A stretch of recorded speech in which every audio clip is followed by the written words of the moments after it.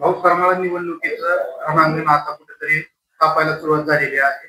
जे पाणी पुरवठ्याची योजनेचा विषय असेल त्या संदर्भात सुद्धा काल पालकमंत्री आल्यानंतर रश्मीजी बागडे यांनी सुद्धा सांगितले की कुठेतरी ठेकेदारांच्या संदर्भात त्यांना हे करण्यासाठी पोहोचण्यासाठी कुठेतरी पाईपलाईन झाली नाही, पूर्णत्वास गेली नाही. सत्ता आपल्याकडे होती तरी झाली नाही.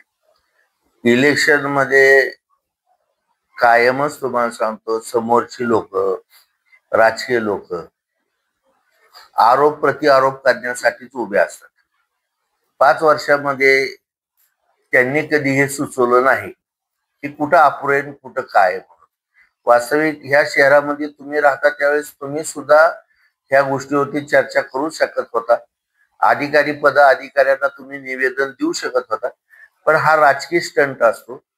कैलासवासी नामदेवराव जगतापांनी ह्या करमाळ्या शहरामध्ये त्या काळामध्ये संगोबावरून 1966 साली पाईपलाईन केली होती. करमाळ्यामध्ये पूर्वी मुली कोण देत नव्हतं. देवीचा माळ, रामबापुरा आणि करमाळा शहर एवढ्याच ह्याच्यामध्ये सुईर पण व्हायची.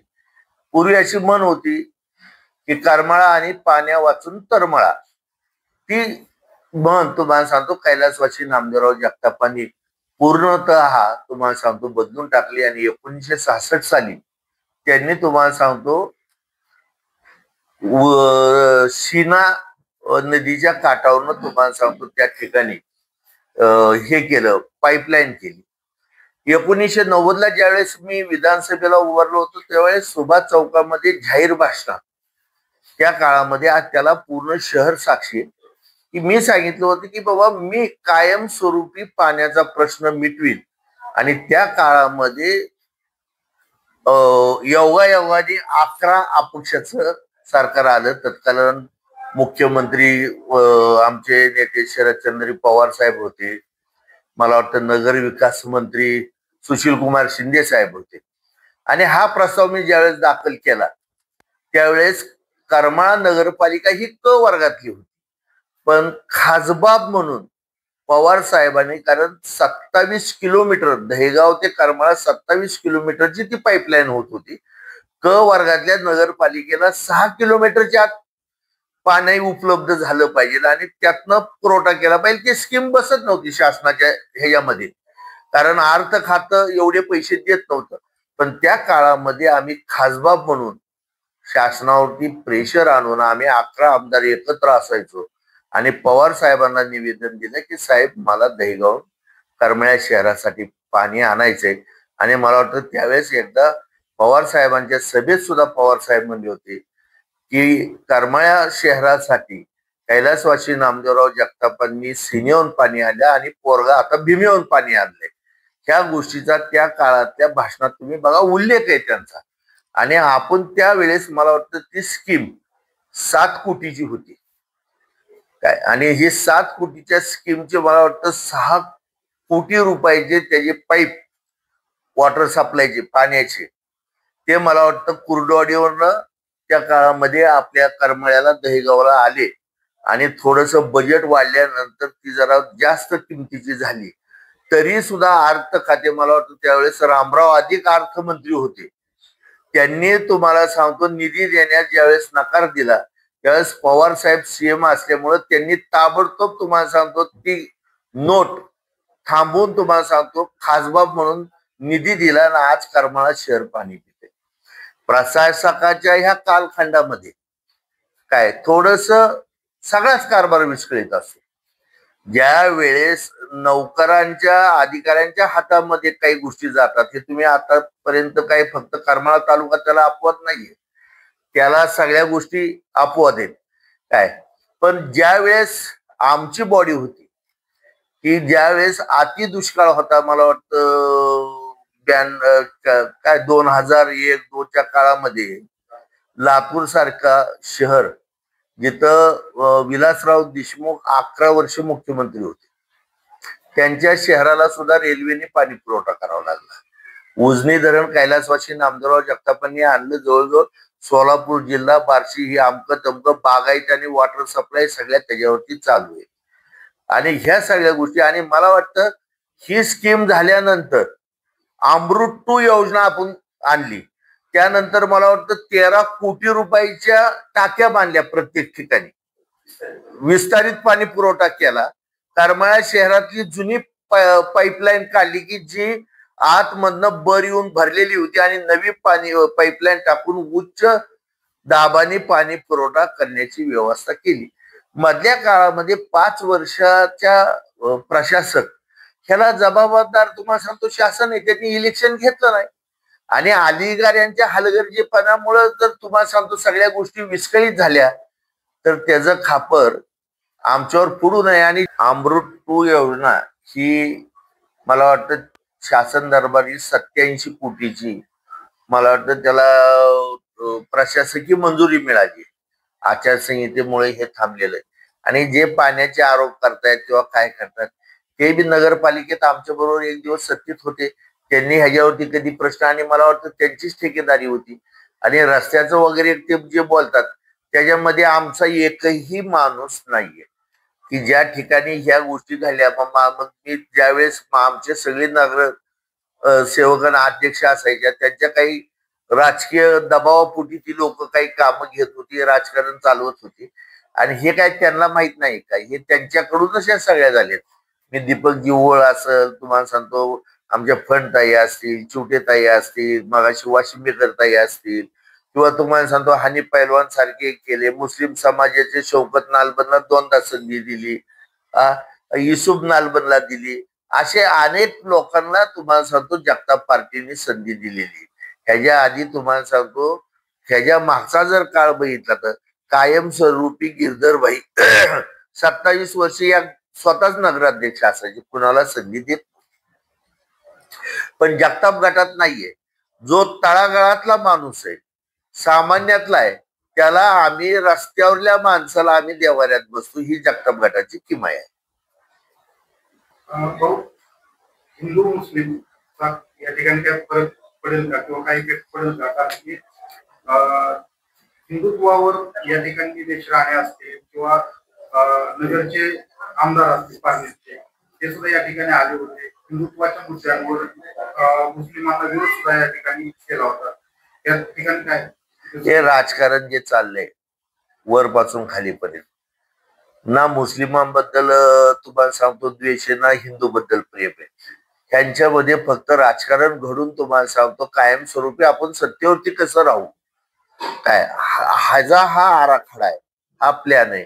करमाळा तालुक्यामध्ये एकीकडे कमला भवानी यांना एका बाजूला करमे माऊला, काय आजपर्यंत ह्या दोन्ही दैवताला करमाळ्या शहरात आम्हाला तर लहानपणापासून आमच्या घरात कळतं की आम्हाला जातपात ही माहितीच नाही ना, आम्ही त्या भानगडीतही पडलो नाही. कैलासवासी नामदेवराव जगताप म्हणायचे की जन्माला येताना जात नव्हती, मरताना जात नाही, मग ही जात जिवंतपणी का जात नाही, हा त्यांचा असायचा ना. आमच्या नेहमी ताटाला ताट लावून सर्वसामान्य ओबीसी सर्वसामान्य अनेक जातीची लोक बसायची, सुवर्ण बी बसायची. आम्ही प्रत्येकाला संधी देताना तुम्हाला सांगतो मारवाडी समाजाला सुद्धा नगराध्यक्ष पदाची संधी दिली. म्हणजे असं कुणाला शहरामध्ये वंचित ठेवलं नाही.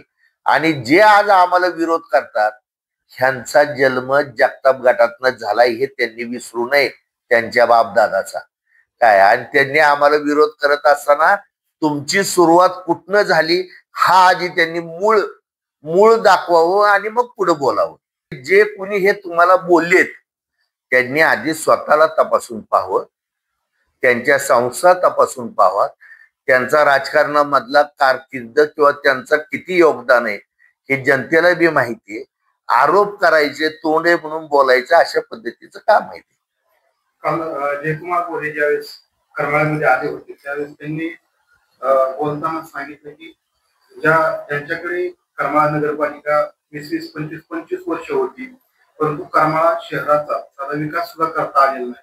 त्यांनी आता थांबावं, कारण की जर त्यांच्याकडे कर्तृत्व नसेल किंवा त्यांची जर क्षमता नसेल तर त्यांनी थांबून दुसऱ्याला ते दिलं पाहिजे. आता एक लक्षात घ्या, गोरे तर काय करमाळ्यात राहत नाहीत, ते राहतात फलटणला, मुंबईला आलिशान बंगल्यात राहतात. करमाळ्याच्या लोकांची व्यथा त्यांना काही माहित नाही शहरातली.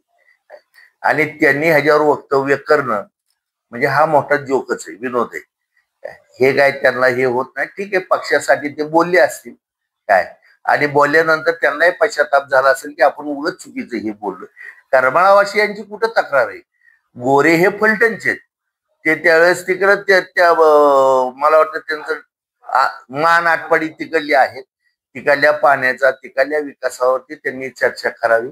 ठीक आहे, तुम्ही पालकमंत्री, तुमच्या पक्षाचा ज्यावेळेस इथं प्रचार करायला आलात त्यावेळेस त्यांनी सांगावं, आणि त्यांनी काय म्हणले सोडावी काय, आम्ही ते राजकारण क्षमता नसेल तर आपण बाहेर पडावं. हा, मग आमची क्षमता नसेल तर आम्ही बाहेर पडण्यापेक्षा जनता आम्हाला बाहेर काढील ना. आणि तुमची क्षमता असतं तर ती तुम्हाला आत घेईल ना. ते उद्याचा निकाल 2 तारखेला ठरवल.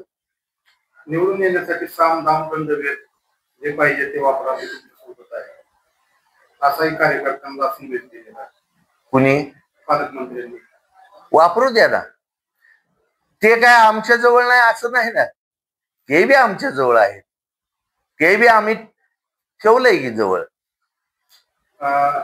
दिग्विजय बागल यांनी शिवसेना सोडली, त्याच्यावर सुद्धा त्यांनी भाषेत सांगितले की आम्ही फक्त पर्यायी व्यवस्था म्हणून शिवसेनेमध्ये दिग्विजय बागल हे होते, परंतु ते मूळचे भाजपचेच आहे. त्यामुळे ते काय आता काय भाजपामध्ये येतील किंवा काय असा विषय नाही, परंतु ते भाजपचेच आहे. पर्यायी व्यवस्था म्हणून शिवसेनेकडे पाहिजे नाही. तो आता त्यांचा नेहमीचा स्वभाव किंवा त्यांची तशी ही असते, सायकोलॉजी असते. मी त्याच्यावर बोलण्यापेक्षा त्यालाच विचारा तुम्ही की पालकमंत्री असे म्हणले होते, तुझं काय मत आहे. मी कसं सांगू शकतो. आणि 5-6 वर्षापूर्वीच 5-6 महिन्यांपूर्वीच ज्यांचा शिवसेनेमध्ये प्रवेश झाला त्यांना पद दिली जात आहे, परंतु दिग्विजय बागल यांचा विचार केला जात नाही शिवसेनेकडून. त्यामुळे 55 शाखा प्रमुख यांचा राजीनामा दिल्याचं चित्र. वळीने गाव 55 दाखवा, 55 अध्यक्ष दाखवा, 55 हे करा, आणि शेवट तुम्ही काही वल्गना केल्या, काही केलं तर वरच्या लोकांना सगळं माहित असतं. सगळ्या गोष्टी त्यांच्या कानापर्यंत गेलेल्या असतात. त्यांनी राजीनामा दिला म्हणजे तुम्हाला सांगतो शिवसेना निवळच उघडी पडली असं नाही. गोमनीचा एक पाय मोडला म्हणजे गोम लंगडी होती असं नाही, त्याला शेकडो हजारो पाय असतात. आणि मला वाटतं दिग्विजय बागल काय, शिवाजी सावंत सुद्धा गेले, मग काही शिवसेना त्यांच्या वाचून राहिली काय, आणि कुणा वाचूनच कुणाचं राहत नाही. काल परवा दिवशी आपल्या नेतृत्वाखाली राजश्री माने यांचा सुद्धा शिवसेनेमध्ये प्रवेश झाला, आपला पाठिंबा दिला. आणखी सुद्धा अशा काही प्रकारे आश्चर्याचे धक्के किंवा इतर काय प्रवेश पाहायला मिळतील येणार ना. आमच्या नेतृत्वावरती लोकांचा विश्वास आहे, माझ्यावरती विश्वास आहे, आणि ह्या ठिकाणी कार्यकर्त्याची तुम्हाला सांगतो काम करणाऱ्याची 100% कदर केली जाते. उदाहरण मी तुम्हाला सांगतो की जसं पालकमंत्र्यांनी सांगितले की 25-30 वर्ष झाले आम्ही सत्ता करतो. आमच्या 25-30 वर्षामध्ये तुम्हाला सांगतो सगळ्या अल्पसंख्याक, उपेक्षित समाज, दलित समाज ह्या सगळ्याला बरोबर घेऊन जगताप पार्टी चाललेली. ज्या वेळेस तुम्हाला सांगतो महिला आरक्षण आलं, सुनीलाताई वाशिमकरांना आम्ही ज्यावेळेस निवडून दिलं, त्यांनी सुद्धा त्यांचा कालखंड अतिशय सक्षम आणि नाव घेण्यासारखा केला. पुष्पाताई फंड असतील, तुम्हाला सांगतो आमचे दीपक ओळ असतील. दीपक ओळ तर तुम्हाला सांगतो त्या काळामध्ये दीपक ओळ तुमच्या नागरिक संघटनेतनं निवडून आले होते, आणि त्या कॅटेगरीचा माणूस माझ्याकडे सुद्धा होता की त्याच्या मुलांना आज मी उमेदवारी दिली नगरपालिकेत, पण त्याची तेवढी कॅपॅसिटी नाहीये आणि ओळची आहे. त्यावेळेस ओळला तिकडून मी इकडं आणून दीपक ओळला नगराध्यक्ष केलं, आणि ते नगराध्यक्ष पद दीपक ओळनी सार्थकी लावलं. सकाळी 6ला 5ला स्वच्छता कामगाराच्या महाग उभारून स्वच्छता करून घेणारा नगराध्यक्ष आमचा दीपक ओळ म्हणून त्यांची ओळख झाली. समाज शहरातील जे काय मातब्बर नेते असतील, नागेशदादा कांबळे असतील, दशरथ कांबळे असतील किंवा यशपाल दादा असतील, इतर बरेचसे नेत्यांना आपण भेटलेला आहात. त्याची चर्चा केलेली आहे, त्या पाठिंब्याविषयी काय चर्चा केली? पूर्वीपासून ते माझी माणसं. नागेश दादा जरी विधानसभेला बाजूला गेला असेल तर नागेश दादा पूर्वीपासून आमच्या विचाराबरोबर आहे. यशपाल आहे, दीपक ओळ आहे, दशरथजी अण्णा कांबळे आहेत. दशरथ अण्णा कांबळेची जडण घडण कैलासवासी नामदेवरावांच्या बरोबरच राजकारणात झाली. त्याच्यामुळं त्यांच्या भेटी घेतल्या आणि त्यांचं मन परिवर्तन करायचं कारण नाहीये. ती आमचीच माणसं आहेत आणि आमच्या जवळच कायम आहे.